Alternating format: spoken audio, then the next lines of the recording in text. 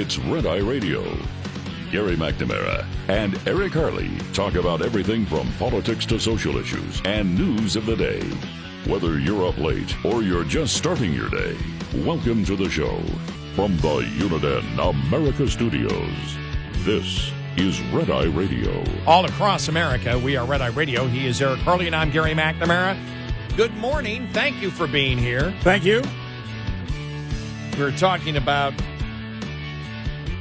Trump and ABC and George Stephanopoulos settling with him for $16 million in his defamation lawsuit. And then we get on to the latest one where Trump yesterday sued the Des Moines Register and the Seltzer polling company for the ridiculous poll that they put out that showed that Harris was up by 3 points in Iowa. And Trump won by almost 14, so it was a 17-point difference. He's calling it fraud. Right. He says election interference, but the actual charge would be fraud, so we've been having some discussion on that. And Jim in Aurora, Illinois, has a question about the first lawsuit from ABC that was settled. Hi, Jim. You're on Red Eye Radio. Welcome to the show. We all know here in Illinois that our governor is trying to get into national politics. And he was on every radio, television broadcast around the Chicago area anyway, spewing the same lies about Trump being a convicted rapist. And I'm wondering if those same defamation laws hold true for a politician in a state that it would be for, like, George Stephanopoulos. All right. It doesn't matter who says it. It is who it's targeted at. If you're a private citizen and you have somebody in the media or even a politician, and you're a private citizen, which means you're not in the media. You're not like us. You didn't make the conscious decision to either be in politics in the arena of ideas or inside of the media. You did not search to be part of the entire debate. If you're a regular citizen, there's a negligence standard. If you're a public figure like Trump is, and we are, you have to meet the malice standard, which is clear and convincing evidence that you were attempting to defame the person, proof that the defendant engaged in highly unreasonable deviation from normal standards of research and or reporting, and proof that the defendant entertained serious doubts about the statement's truthfulness.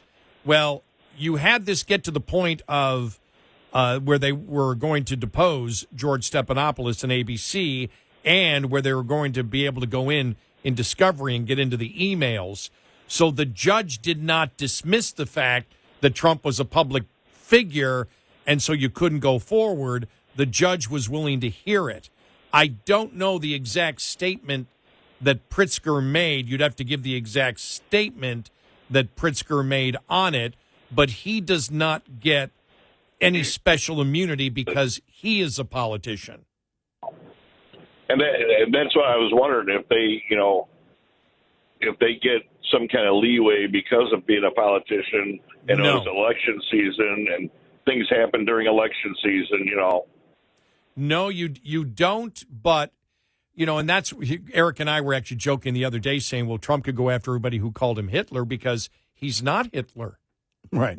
Hitler was a different person, and we talked about, we said, because that was used so much where you wonder, and I understand why, Trump has gotten furious at times and wanted to sue, because when you say that over and over again, now, does the average person know that he's really not Hitler? Yes. I would think so. Now, but the average person may not know precisely that he was not convicted, even civilly, of rape. They might not know that. And so that would be the difference, even though the intent for malice by calling him Hitler. Yeah. Because Hitler is a specific person that means you've committed genocide. Yeah. And so, Eric and I were joking, but half serious, saying, thanks, Jim. Could you make a case for a judge to at least hear that one? But Probably not, because it's obvious he's not Hitler. Right. That would be viewed as just Right. over-the-top rhetoric. Right. But the problem is when you get into specific legal cases, you can sit there and I probably could say in general to another public figure, I think you're a murderer. But if I said you were convicted of murdering Joe Smith, right, and you weren't, that's where that's where you almost lose, or you have a much greater chance of losing. I don't know how the Trump case would have come out. I don't know what the judge would have eventually said, whether the judge would have said, okay, because of it, because in the discovery, you're learning.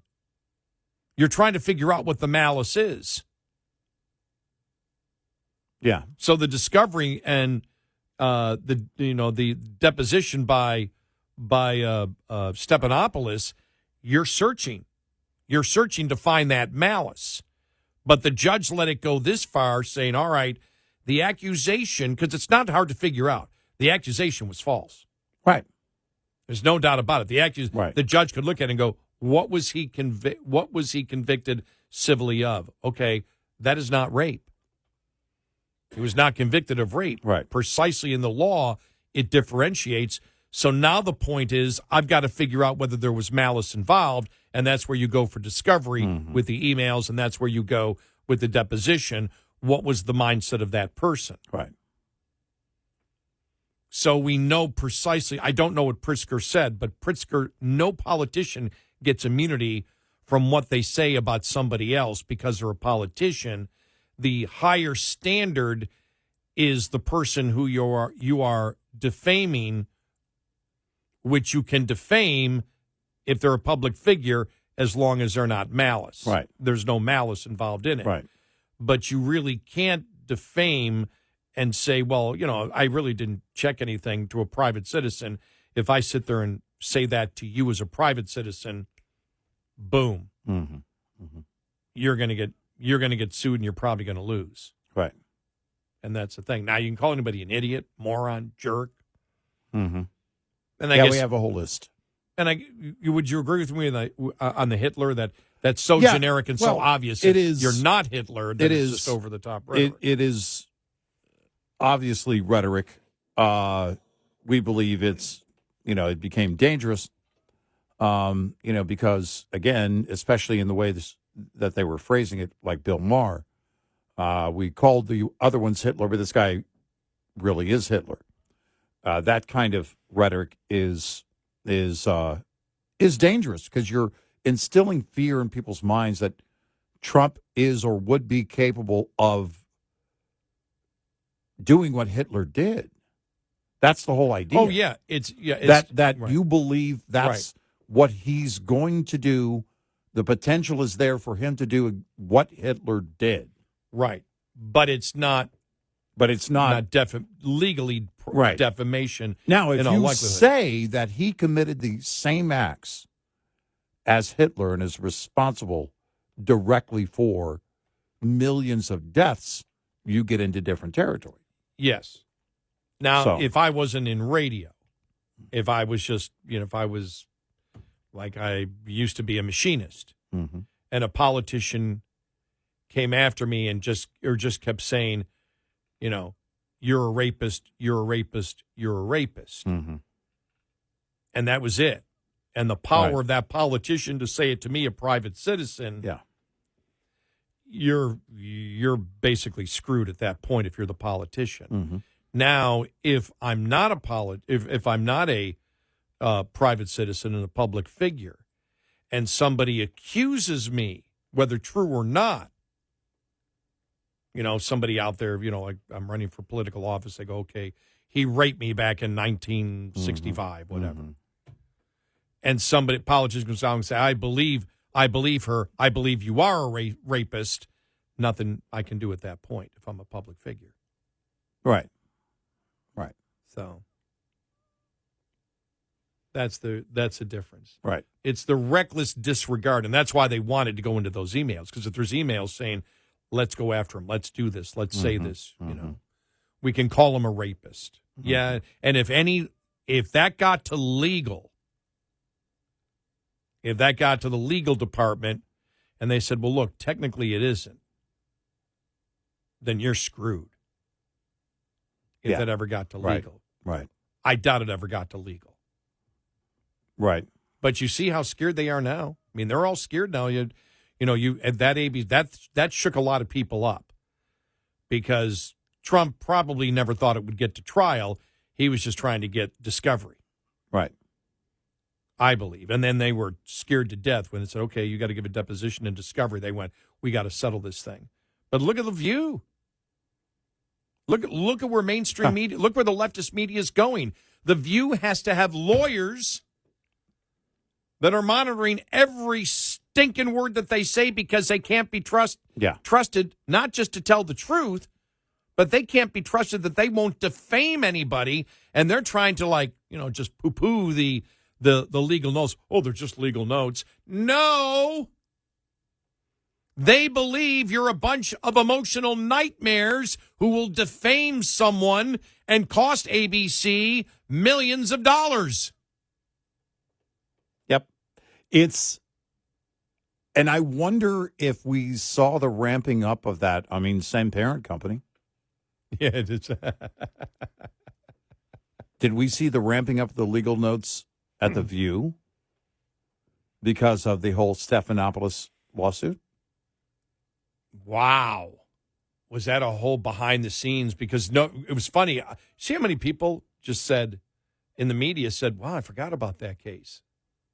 Yeah. It was filed like in March. Mm-hmm. But you're right. Was it ramped up at ABC because of the Stephanopoulos thing? Because you're in the thick of it, and the last thing you want to do is demonstrate that kind of malice over and over again. And you can make the show should be called Malice. Exactly. They could change it from The View to Malice because that's what it is. Every single day you can tell the hatred is there. And I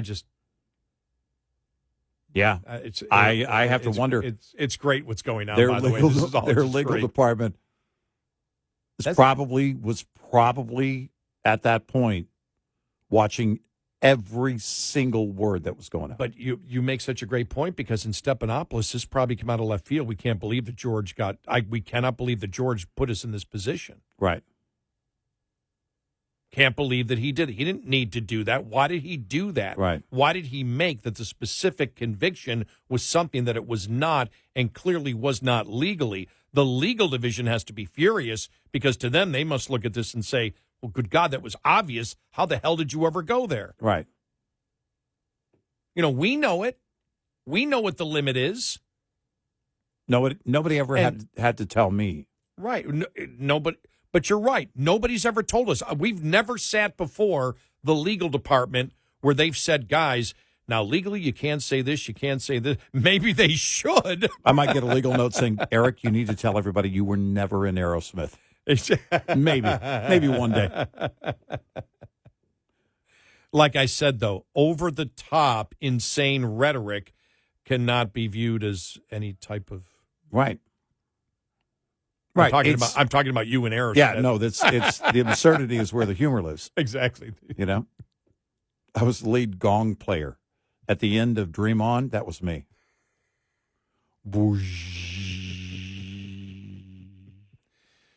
But that's a great point though because it was ramped up really. It really was.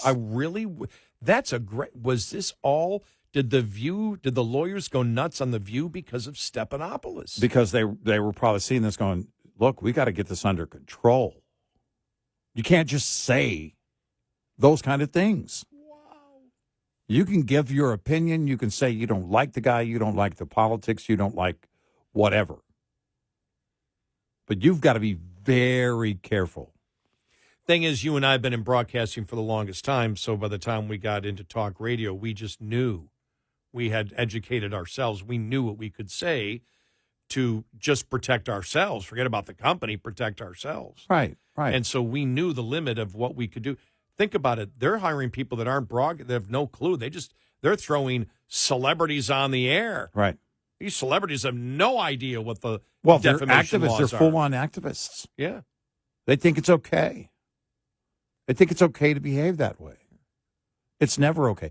I can't imagine wanting to do damage to someone based on a lie. Look, if they commit an act and they're convicted of, that whatever the crime is, that's one thing. But going after somebody because I disagree with them in a damaging way that includes that kind of malice, I can't imagine having that kind of brain. It's easier for us because Democrats and liberals are so legitimately insane that we don't need to lie. No, we play them in their own words, so you'll hear it. Right. That's the other thing, too. Exactly. Huh? You guys never been sued? No. You ever wonder why? Yeah. We play them in their own words and then comment on it. Right. They do all the talking themselves. All the heavy lifting is on them. 866-90 Red Eye. This morning's USDA Farm Report is brought to you by House Products. Tested, trusted, guaranteed since 1920. Yes, it's true. U.S. exports of so-called bulk ag commodities, such as wheat and soybeans, were, after 10 months of 2024, running about 8% below a year ago. Not good, but that's only the bulk products. USDA economist Bart Kenner says for the so-called high-value export products, different story. In total, high-value products exports were $100 billion, up 4% over last year. Kenner says most people think of the U.S. as a huge importer of fruits and vegetables. True enough, but we also export a lot. During the first 10 months of this year, sales of fruit and fruit products hit almost $5.5 billion. A 9% increase over last year, and vegetables and vegetable products at $7.2 billion, 8% greater than last year. Also running ahead of a year ago, red meat, dairy products, and even ethanol. Gary Crawford for the U.S. Department of Agriculture. This report brought to you by Cenex Fuels and Lubes. Lines open for your calls. 866-90 Red Eye on Red Eye Radio.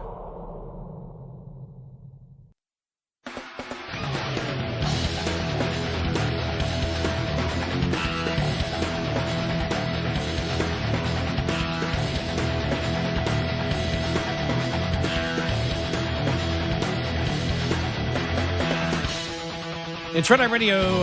He's Eric Harley, and I'm Gary McNamara. So much for Democrats saying, look, we need to take a serious look at what we did wrong in this election. And so much for that. Representative Jasmine Crockett of Texas, the Democrat, accused many Hispanic voters of having a slave mentality for supporting President-elect Donald Trump. Wow. There you go. Unifying, bringing people together. Sure. Yeah, that's going to work. It's like they just... Way to welcome back that demographic. Yes. You have a slave mentality. You cannot think for yourself. They were doing this before the election. I know. All the demographics that were going for Trump, they were calling them out. Obama went after black men. This is who they are. If you don't think and vote the way we think you should as a group, we'll come after you. They don't see why they won, why they lost the election, and tell me how they're ever going to win. What did Clinton call it? Wasn't identity politics. Oh, no. What was it called? Selective tribalism? No. Something out of... Yeah, it's inclusive tribalism. Inclusive tribalism, yeah.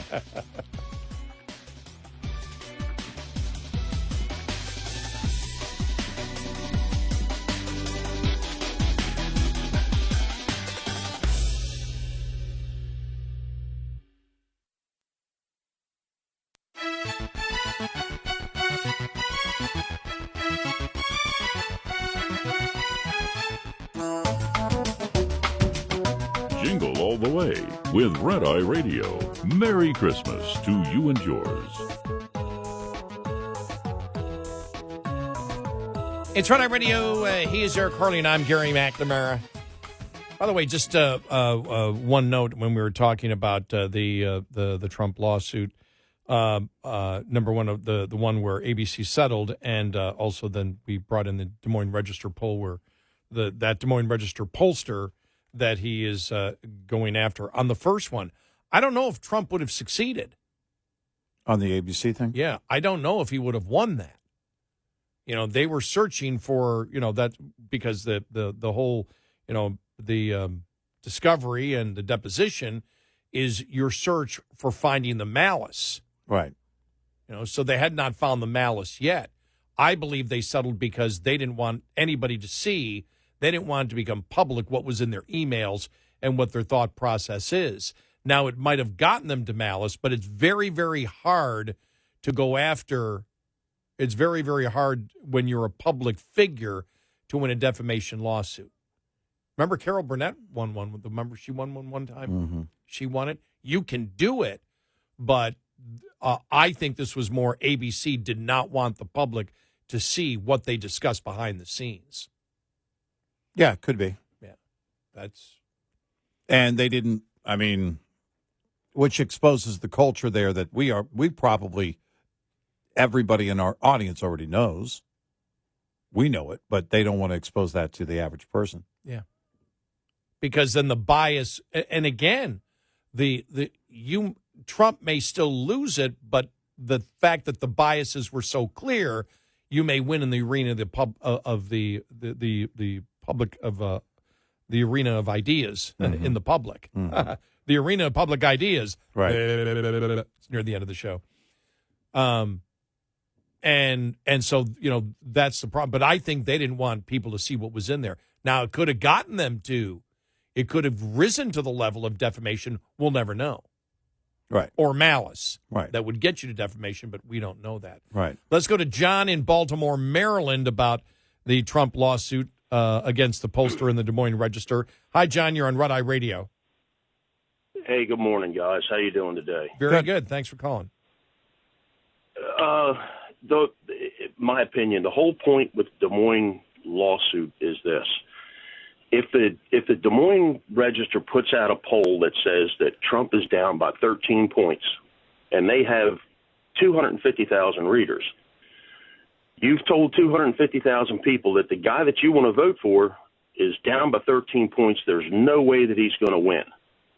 How many of those people are actually going to say, well, my guy's down 13 points, I'm just not going to go out and vote?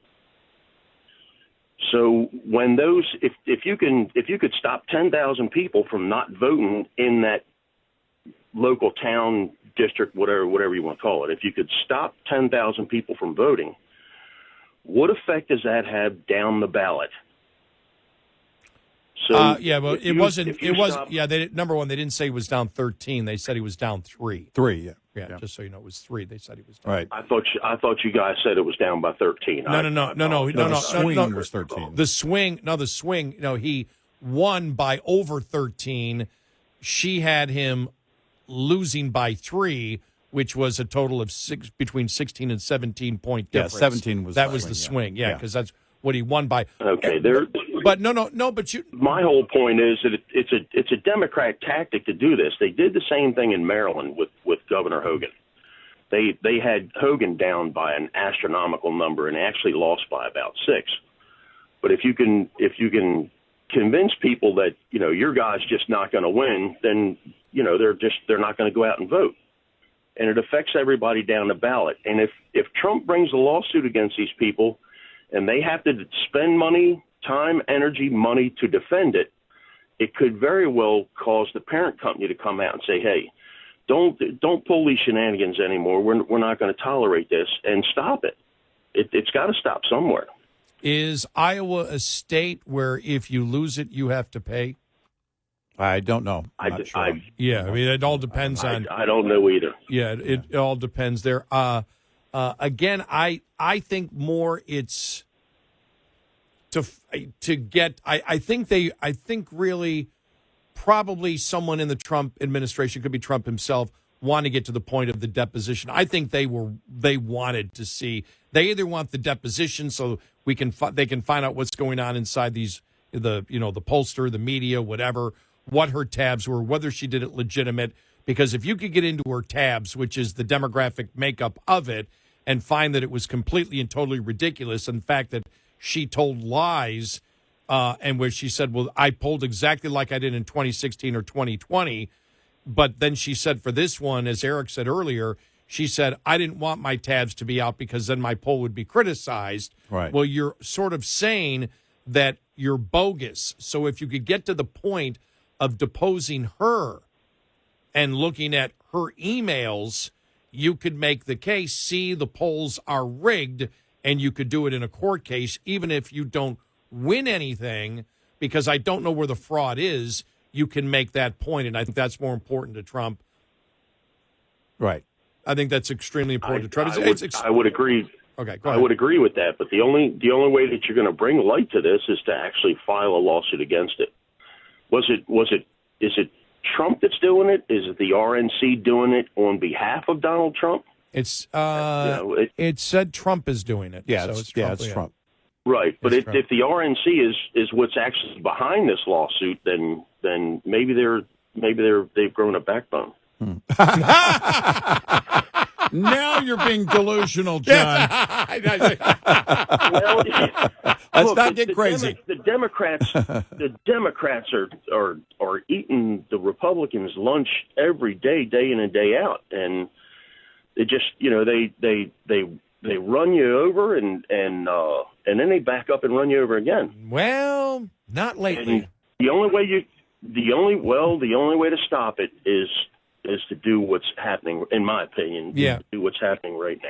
Well, we'll see where it goes. Look, I hope that we see discovery. I hope we see a deposition in this. I hope we see more about the methodology and everything else so that it falls out. And it could be that they picked this pollster to be the one example of how pollsters can manipulate. But the liberal activist media has been very, I think it's been very bold. They tell lies all the time. The Charlottesville lie is one of those lies they repeat over and over and over again.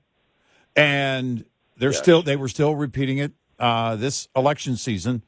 And so you could say, well, that's false and they're misleading people. They're misdirecting people.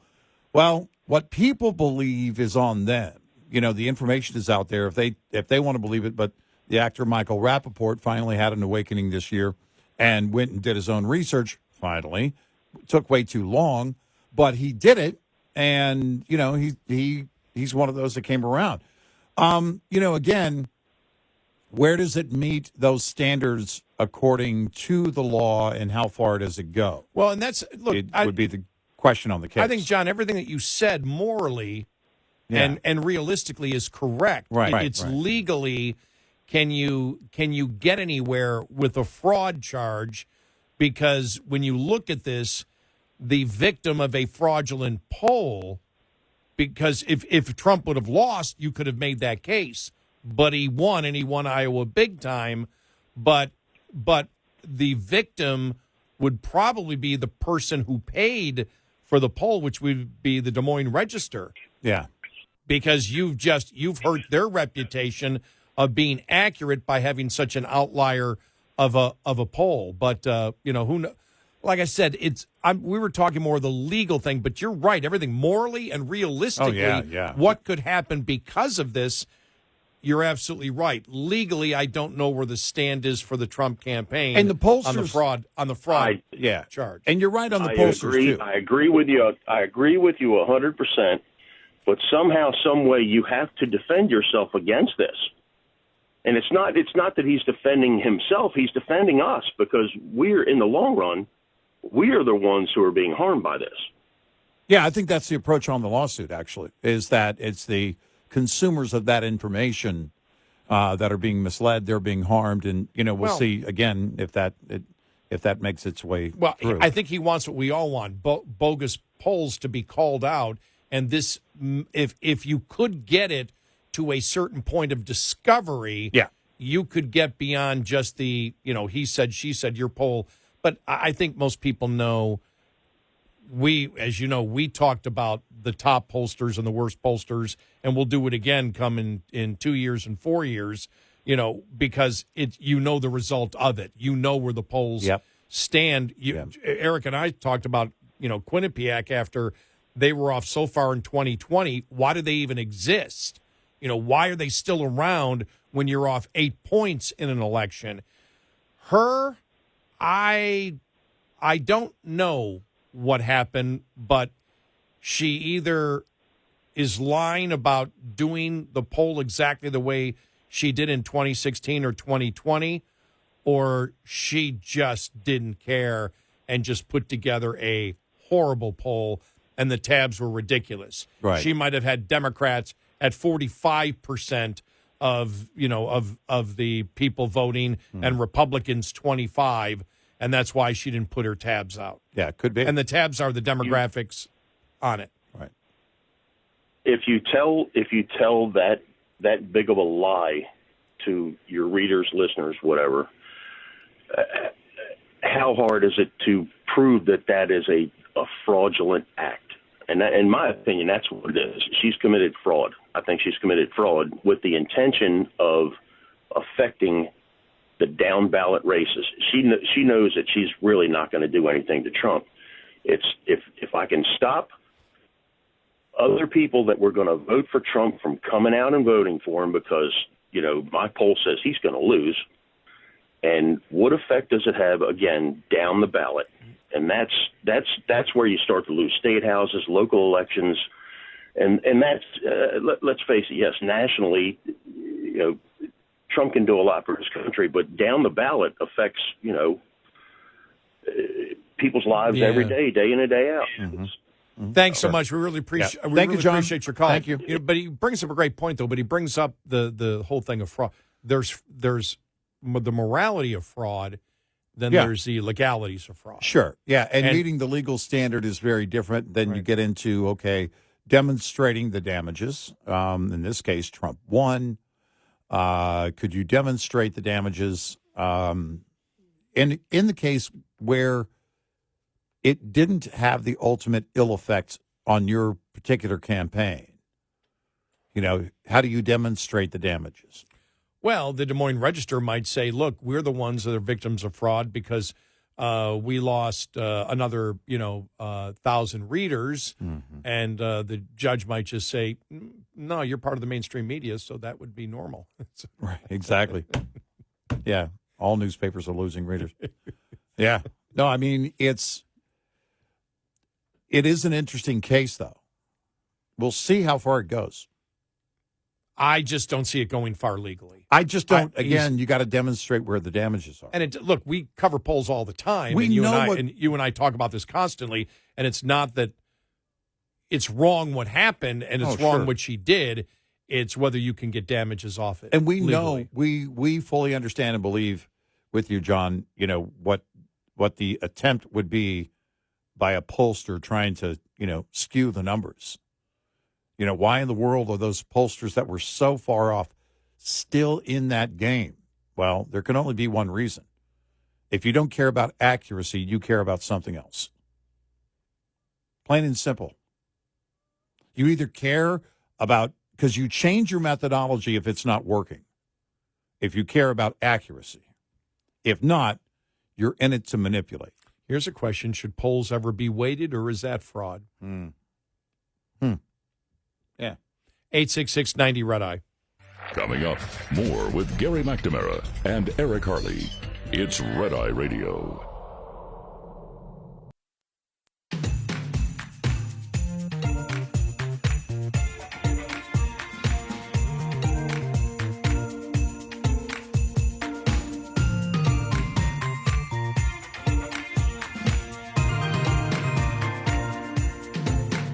It's Red Eye Radio. He's Eric Harley, and I'm Gary McNamara. Look, the one good thing came out of the Trump lawsuit that the ABC settled, and it's the fact that apparently, like George Stephanopoulos, ABC, never done any story on it whatsoever, once the settlement was done. But Jim Acosta hates it, and you can tell he's angry about it. So that legitimizes the entire process that Trump went through. Exactly. After all this, he just keeps winning over and over again. It's like, Oh, man. You would. I know Acosta's on a different network. That doesn't matter. It doesn't matter. I was watching yesterday. He was like livid. Oh, yeah. You know, I don't know. The restaurant's got to be stronger. Yeah, whatever. Yeah, whatever. It's over, Jim. I got to fight. This guy's not going to change his ways. We got to stand up. Yeah. Blah, blah, blah, Jim, blah, the war's over. Cut your hair. I don't even know what that means. Just like, give it up, man. Come on.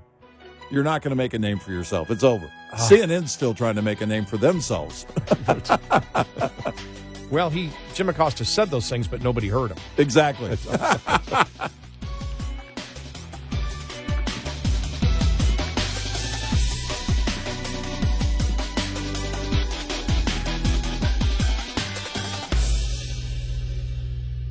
This is Red Eye Radio on Westwood One.